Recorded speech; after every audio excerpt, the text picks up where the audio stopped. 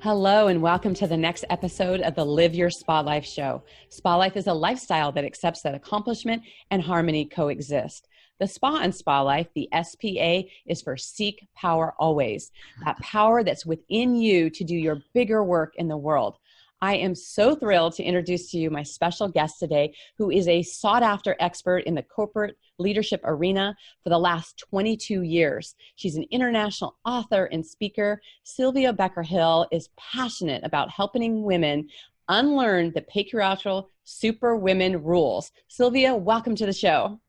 Thank you, my dear. I got goosebumps when you quoted your own brand, step always into your power. Ooh, that gives me shivers. Thank you so much for your mission. It's so important right now. Oh, my pleasure. We are sisters in this mission.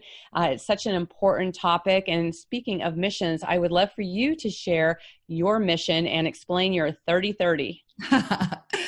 30-30 stands for 30% of more women in all leadership circles throughout the society worldwide in the next 30 years.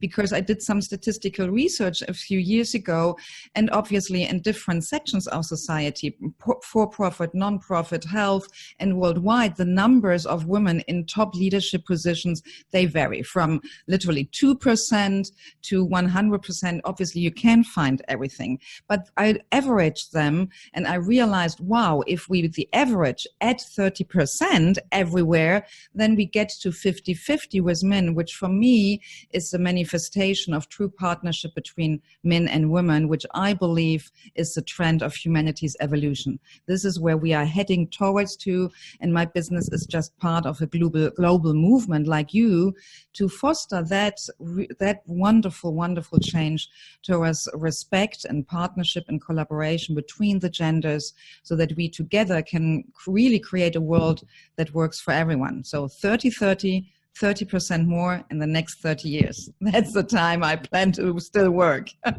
Right. Oh, I love this so much. You know, it's just when we have more voices, and especially, you know, female voices that are speaking, you know, we hear so much about the, you know, superwoman and women being exhausted and how we are comparing ourselves in terms of a gender status of how we show our power in the world and what that looks like. What are some of the ways that you are shifting for women in your school to help them stand more into their own power? Yeah, the first is acknowledging that in the past 3 decades, we had to learn as women to be more like men in order to get onto the playing field, in order to break glass ceilings in corporations, in order to play the games with men, designed for men. We had to turn ourselves towards being more male. And that was just necessary for that time. Yet the price we pay as women for that is huge, because our bodies, our brains, our hormones, we are different. So it's time now to acknowledge again how unique and different we are, and to develop new strategies and new ways of being to be more authentically real ourselves. Because as a woman, being more like a man is not sustainable. Since the 80s, for the very first time, we have a huge, huge rise in mortality of premature death in women caused by heart attacks. And these heart attacks are caused by stress women didn't experience before we turned ourselves into what I like to laughingly and seriously call men with boobs. So we have to stop trying to work and operate, think, and feel like men. We have to relearn to be successful and produce results in a feminine, authentic, sustainable way where we don't burn ourselves out, where we don't exhaust our bodies, where we don't kill our social life because we have no time for it, where we create space for self-care and for creativity, private pursuits, and traveling in our family, because work-life balance, it's literally life-saving for us. And that's what my school is all about. Right, right. Well, you know, one of the things is, you know, I can just hear, you know, what's happening in the mindset of the women who are driving down the road, picking up their children, going to the next appointment, you know, looking at their day just maxed out and wondering like, well, that's great for Diane and Sylvia, but how do I do that in my life? How do I make these shifts because so many times we're just doing the next fire that's coming in front of us versus really creating the space. A lot of people talk about, balance as being an illusion, that there is not going to be a perfect balance, but how can you bring more harmony into your life? How can you have more flow and ebb and more of the essence to yourself? What are some of the, ways that you are helping women make this shift from being on overdrive? And, I've been talking in circles about, even just taking a day off or even a couple hours off can feel anxious, producing for women, because they always have this nagging, a list that is never complete, and, never feeling, done, and giving yourself permission to actually have this downtime and this reflection to really see what it is that they really want to do next. How do you address some of that anxiety that comes up for women when they look at even potentially slowing down? That's a huge topic. So let's start. First, I want to acknowledge I am a recovering superwoman myself. I live here in paradise, my personal paradise in Southern California. I have a hammock, which is literally less than 5 minutes walking distance in the garden from my office. And I am embarrassed still to admit, a few years ago, I hardly never used it. It was more like a beautiful visual, good on social media, but I was so addicted to being a workaholic, to be a superwoman and scared to leave my office, that I hardly used it. So the first step for me of every change is to compassionately acknowledge where I am. For me, it was acknowledging, wow, in that moment, I had to acknowledge I am a workaholic. Whatever drives me, is it my positive passion or is it subconscious fears? Whatever drives me, I'm addicted to spend too many hours in front of my PC. So acknowledging with humbleness, honesty, and compassion, because we are human.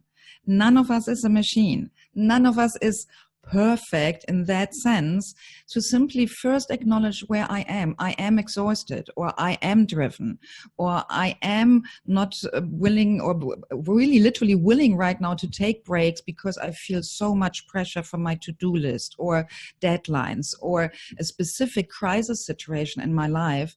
So acknowledging where we are is, I think, the very, very first step.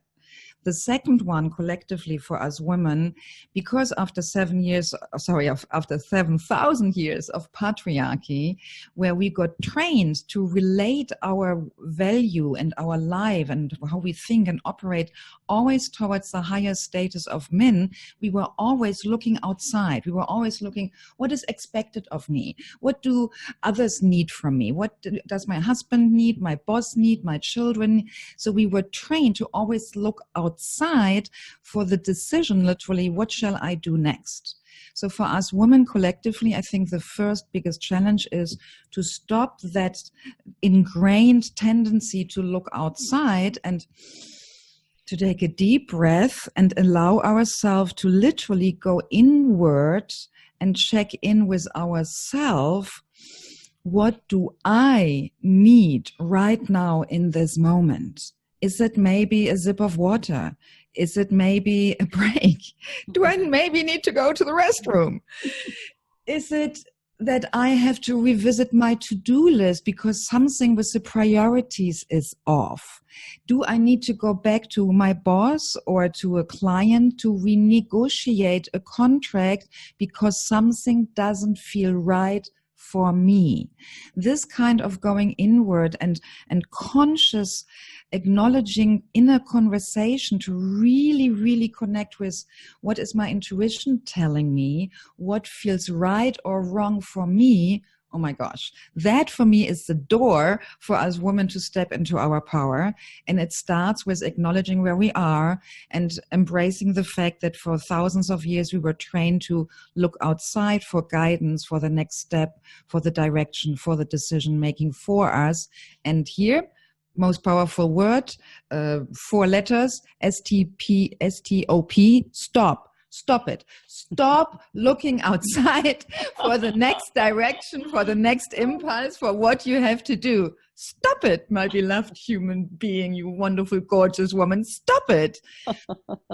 Oh, Sylvia, this is so wow.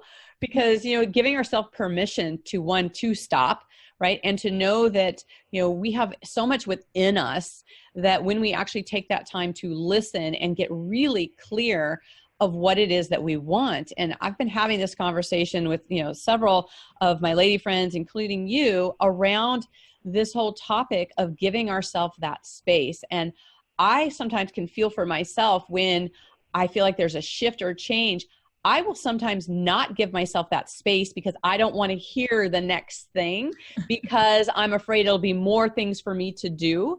And the unknown zone of that happening. And so sometimes I will actually ramp things up and do more to drown out anything else that's coming in within me, and I'm just checking boxes.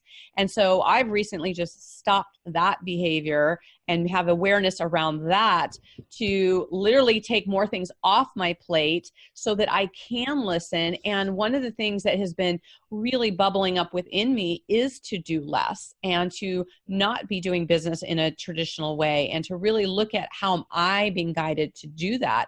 And that's actually a scary process because it is an unknown factor, and it is having us move into a direction that is not very sure, and how people are actually moving through that. So it can feel sometimes disempowering when we're making those shifts and we're in that.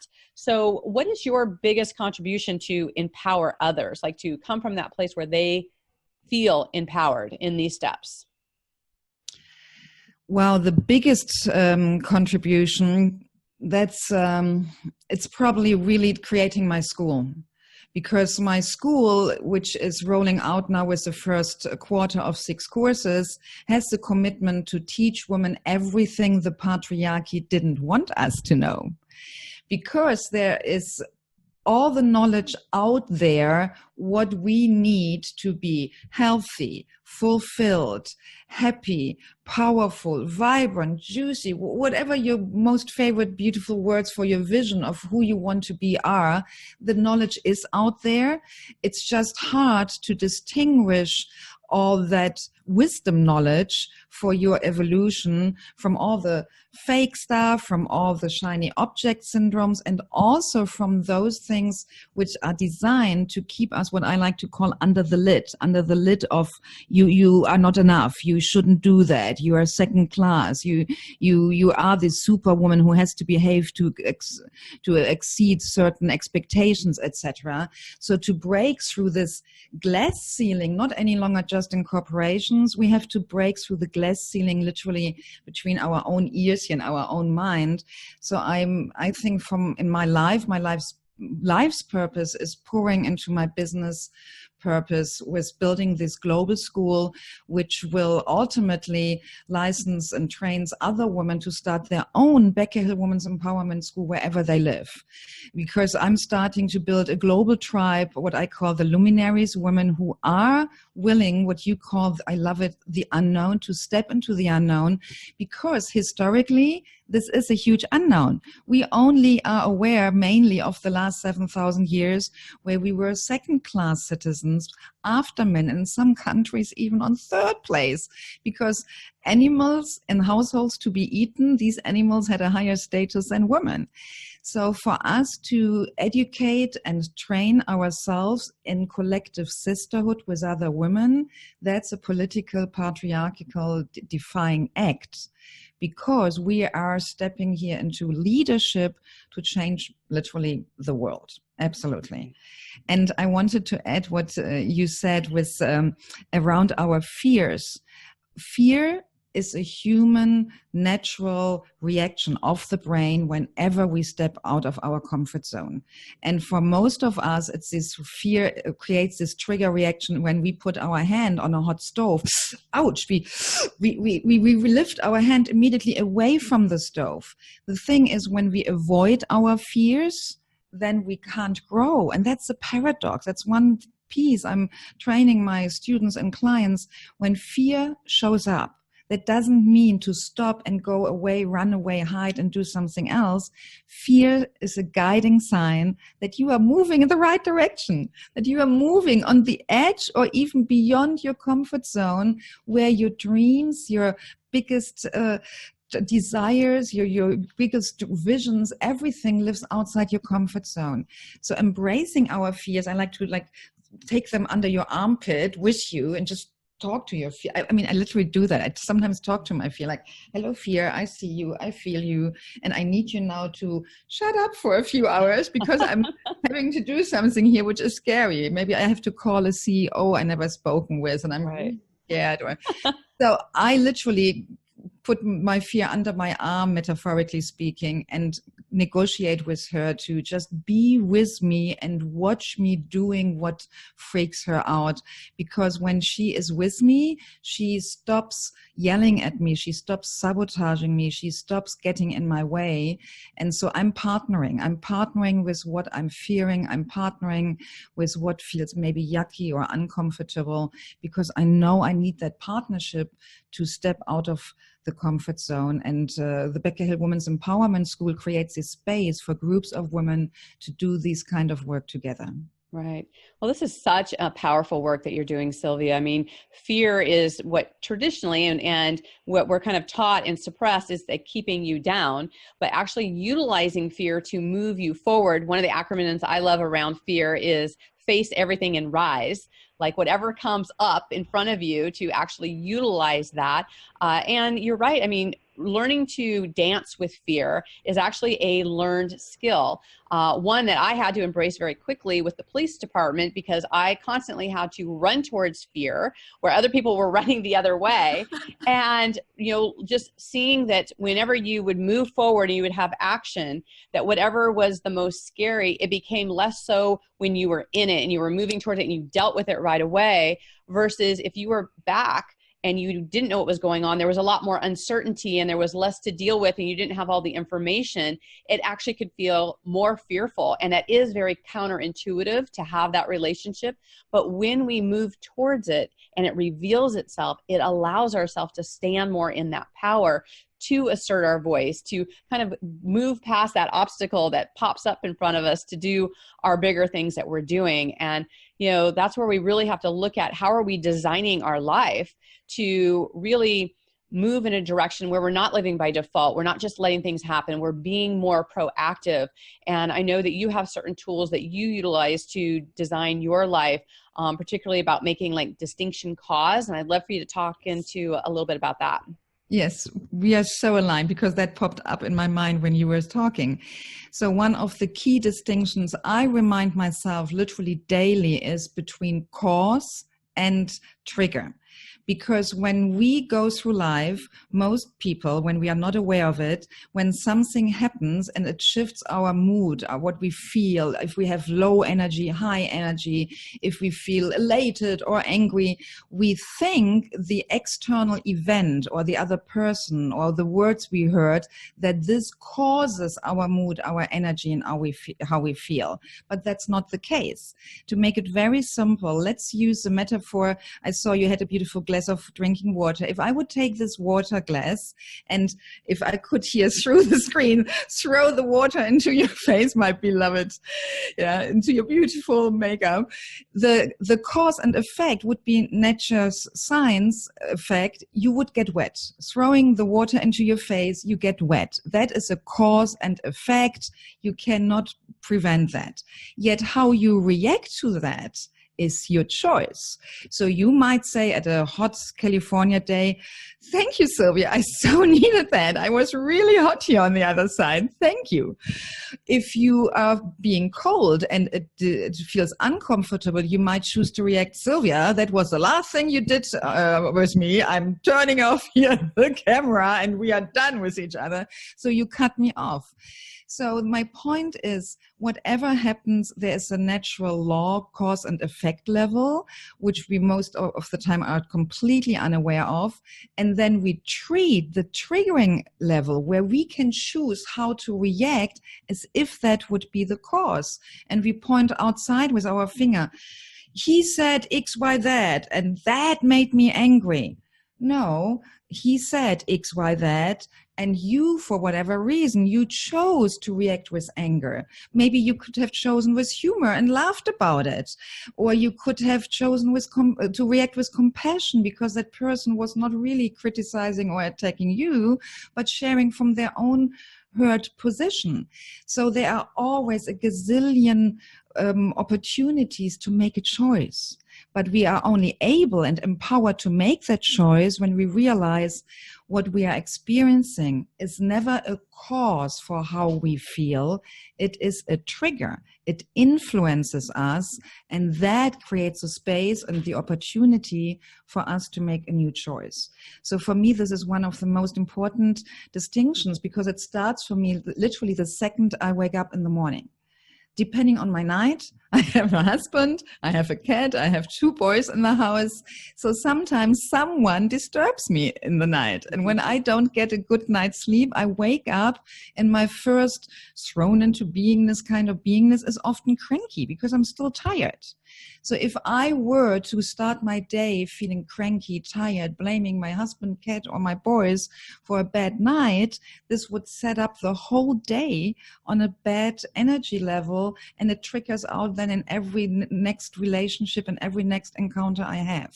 So for me, it starts literally in the morning to remind myself whatever the night quality was, that is a trigger which influences me. And now I can choose to who do I want to be today? Who do I want to be today? And that's the question I invite our viewers and listeners to play with. You can choose in any given moment, who do I choose to be right now, despite all these triggering influences from my environment and other people.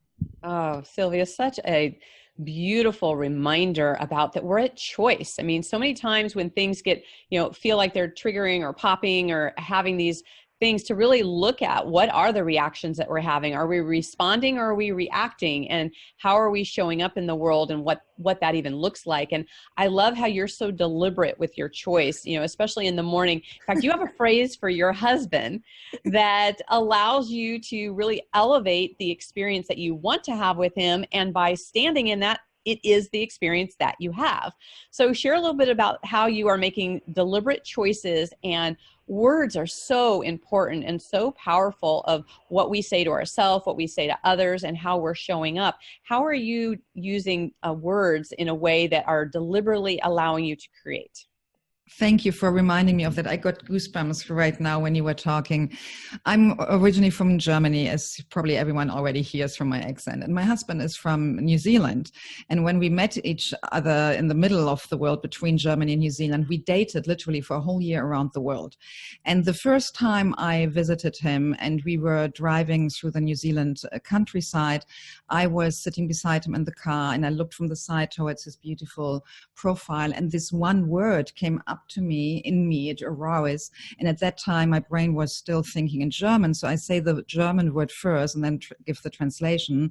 The word was entzücken, which means delight. And as you know, with different languages, the connotations are slightly different. So in German, the word delight has also a connotation of igniting your life spark. So, and in that moment when this word came up and I looked at this man, which I was still exploring, we were still in the very early phases of our relationship, yet we both knew already we are the one for each other. I made that decision looking at him with my attention being fully focused on him. I declared inside myself. He didn't know that at the time. He didn't hear that. It was an internal decision. This is the biggest delight of my life. And with this, I was in this full attention beam on him. And to this day, we are now together nearly 20 years. Every morning I wake up and I see him, and this is why I don't like business trips, because then I wake up and don't see him. So at home I wake up and see him laying beside me, because I always wake up before him. I look at him again and we make this commitment. This is the biggest delight of my life. And no matter what's going on in our marriage and our life, no matter how challenged he or I is, or whoever, however cranky we are, that creates a perception filter around my brain. And everything I do with him, every conversation, every activity we do alone with each other, with the children, when we travel, it's happening through that. And I mean, when we live together, there are tough conversations. Most of our toughest conversations have to do with money, because he and I, we are very different money types, how we manage money. So listening to what he has to say through the filter, this is the biggest delight of my life, makes me hear whatever he says differently. And I believe that one declaration and commitment is really the secret to my blissful marriage, because we are so happy and so fulfilled. And I fall in love with him literally day by day by day, again and again. And this is what I wish for every human being, not only for women, also for men, because we all can do that. We can declare the other person to be for us what we choose them to be for us. And through the power of projection and what some people call self-fulfilling prophecy, people act according to what we project on them. If I were, and I just say it as a joke, this is not real universe, if I would say, sadly, let's take a different example to colleagues. Oh, he is just such a jerk, or she is not reliable, or he is not trustworthy. When we create these stories, these labels, these etiquettes about other people in our mind, we project them every time we meet that person. Right. And how shall someone trust us when our whole facial expression, body language, how we shake their hands is already this, ooh, I think quietly in my mind, ooh, I can't trust this person, and shake their hands. They sense that, they feel that, and they react accordingly to it. So why not projecting on other people exactly what we want to experience with them? Like my husband, he is the biggest delight in my life. So every day I am to experience, even when I travel, because we have this ritual when I'm traveling in the hotel at night, we always have a FaceTime conversation using Facebook Messenger or WhatsApp or Skype, whatever technology, to have a nice, lovely encounter. And we goof around, and I mean, have the most hilarious photos from that. So every day I experience, before I go to bed, this is the biggest delight of my life. Oh, it's so wonderful. I love how you're consciously creating not only your life, but the experience you want to have with other people. And it's so important to cement those things down, and that the words are so powerful and so meaningful. You know, it's an example of how we treat ourselves, the words we say to ourselves, and how we are communicating with other people. I also believe our environment plays a big role as well, what we've created. And I know you've created this beautiful sanctuary that you live in. And I know that we have different experiences of how we are in the bedroom versus the kitchen versus the office. And I'm curious to know, what is your favorite room in your home and why? That's a tiny bit tough, because I have several special rooms. Let's say my personal most special room is my tiny art studio, which is a wooden she shack, former children's playhouse in the garden, which the previous owner of the house had created. It was on 2 levels, quite tiny, so I couldn't, as a grown-up woman, stand in it. And when we moved in, because it had pink shutters and cut-out hearts, my 2 boys, when I said to them, hey, here, this is your playhouse, they said, ooh, that's for girls. And I said, yay, that's from mommy. So for my 50th birthday 2 years ago, my husband and a friend, they completely renovated that house according to my visual design, and took the ceiling out, put in an adult-sized tall door, a new window. So it's a tiny art studio, but it's gorgeous. And it has also a nook above a little porch, and in conscious collaboration and conversation with my inner little girl, which is also one of the courses of my school, I let my inner little girl design that nook. And everything I missed as a little girl growing up in Germany, which I always dreamed to have, like a mermaid Barbie or a rainbow canopy and pillows with Siemens, and I have even a mermaid blanket. So I have a space there to meditate, to take naps. And on the first floor, I have a big workbench, and sometimes I go to art classes and test out new methods. In the moment, I'm completely hooked on acrylic pouring and multimedia paintings. So that's my sanctuary. I meditate there. I do vision boards. I do journaling. I do important decision making, and sometimes just simply taking a nap. It's tiny. I don't know the American square footage of it, but let's say it's something like 3 meters by 3 meters with a tiny porch where I can sit with a girlfriend to have my cup of tea. It's whimsical, it's cute, and it gives me this, it's like an alternate universe. It's so different. It's not a serious business adult space, right? Right. And the good thing is the Wi-Fi doesn't extend to it, because I am easily addicted to social media, Facebook, on my phone, etc. So that is a sanctuary, my favorite place, because the Wi-Fi is not working there, and I leave my phone. I leave my phone in my office and literally retreat to nurture my connection with my intuition, with my higher self, my angels, my inner little girl, with my creativity. And thank you. I will go after our conversation. Well, I love this. This space sounds so magical and beautiful. I mean, we are like virtual neighbors. You're literally up the road from me. So we're going to have to set a play date to come to your playhouse and to hang out, and we'll take some photos and we can share it here with the Absolutely. Community. I think it would be really fun to be able to do that. That'd be so great. Well, I know that our time is just flying by here. It goes so quickly, and you have so much valuable information to share here. Can you share how people can stay in contact with you? And I know that you also have a special free gift for them, which is such a valuable resource. I'd love for you to share that as well. Yes. So I am active on LinkedIn, Facebook, Instagram. And so Sylvia Becker-Hill, when you type in those names, you will find me. On Twitter, because Twitter doesn't allow the length of my name, it's just Syl, S-Y-L, and then Becker-Hill. So I'm active on all these platforms. On Facebook, I have this amazing, beautiful, really deep, engaged group of women from around the world, from all walks of life, called Women Rising, Global Hub for Luminaries Designing Futures. And as a self-assessment, as something you can use for your own evolutionary journey, I created something you can download, and it looks in the colorful version like this. It's a compass in 15 areas of your life, which shows you how we live as Superwoman and what new choices are available to us beyond the patriarchy. And it has a version which you can print black and white to use these circles as a self-assessment. So as I said, we need to know where we are right now, and then we need to understand what options we have, and it helps you to do that.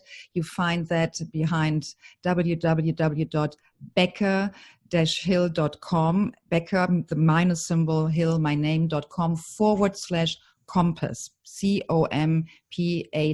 the compass, which guides you towards your own evolution to becoming truly simply yourself as a successful woman, so you can shed the Superwoman cape and all the stress and the heaviness of constantly needing to fulfill other people's expectations. It's just too exhausting. I'm so I love this. I'm going to have to download this myself, and we will have the links of this in the show notes. So for those of you who are driving, don't worry if you didn't capture that. We'll be able to go to the show notes and be able to grab that and have it. So Sylvia, thank you so much for all of your beautiful wisdom. Is there any final parting thoughts that you'd like to leave with our audience? I just want you to remind yourself daily that you are more powerful, more brilliant, and more beautiful than you ever think you are. You are all of that and so much more. Thank you for joining Diane and me here today. Thank you so much. It's such a blessing to be with you and to have this collaboration and to really be sharing this for women to have the tools to be able to step into their power. We'll also have in the show notes a free gift from me about resetyourpowergift.com. So you can have all of these tools. Please download both of these so that you can really have the tools to grab so that you can come more from your inner self and be able to assert your voice and stand in your power.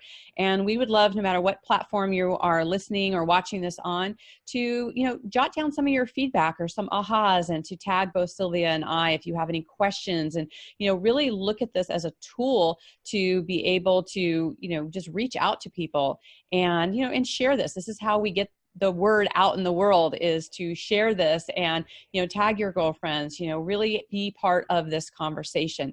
And we know that the most valuable resource we all have is your time, and we so appreciate you investing it with us and to just connect with us in this way. So looking forward to hearing from you, and until we connect again, live your spa life. Bye for now. See ya.